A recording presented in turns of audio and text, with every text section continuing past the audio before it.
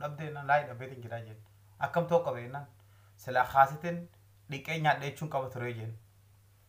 bakka deebi jeen inni horrojuu isaati silaa koppii godhuu isaati kan lammadaa kuni isas dabareen isa geessee ol seene isa lammadaa kan ammas doktortichi gaafate amma ati namni tokko karatti kufee gorte karatti kufee maal gootaa jennaan namni immoo kaasitiin dhiqee nyaadhaa jeen akka bilchigannatti akkasitti bravo wonderful jeen you got the answer jesi gade deebisa argattee jirtaa jeen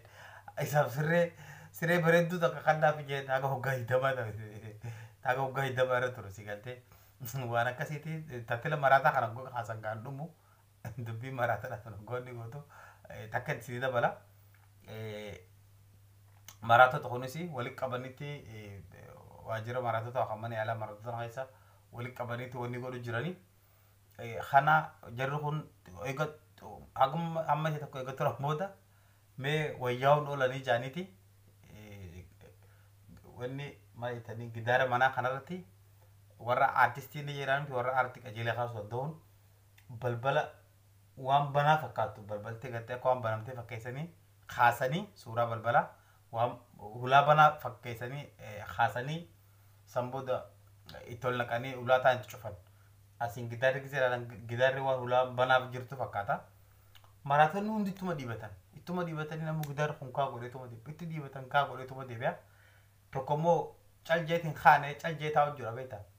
inni sun irra wayyaa ta'uun ooluu jaaniitii keessaa dhufanii hayatoo maaliif kaatee itti qofle inni taa'ee qoflu jira gisee gidaarri dhee as deebi'an hundi gisee gidaarri dhee as deebi'an taa'ee qoflu jira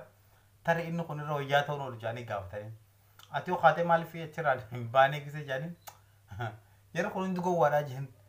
bari qulfiin balbala isaan ulaan ba'uun deemanii tan aanaa na jala jirti jedha naantuuf jala kaa'ee irra taa'u jiraan isii galtee balbalti qulfii isii na bira jirti jeen jaama so kabajamtoota daawwattoota keenya yoo gartee isin bohaarsitan jenneeti yoo xiqqoo seeqqatan jenneeti keessin keenya gaa akkuma beektan kana rabbi dhukkuba zabana kanarraa illee sanaa tiisu bakka jirtanitti fataa zanaa jaatiin nu jiraadha peejii keenya qofa subscribe nu godhaa peejii keenya kan subscribe godhan taate baacoolee goofata gaggabaabaa akkatti isin bohaarsan akkasumas wantoota isin bashannansiisan isin barsiisan isin qabanneeti kan dhufnu peejii keenya irratti akkuma waliin beeynu peejii keenya barumsa idilee gargar sirriitti kanna so goofata illee gisii taatan goofata gaggabaabaa isin bashannansiisu isin barsiisu qabannee dhufna peejii keenya like subscribe nu godhaa galatoomaa kanarraa karoo fakkaata torban sagantaa biraa tana walitti deebinutti nagaan nu tura isin jaalannaa bye bye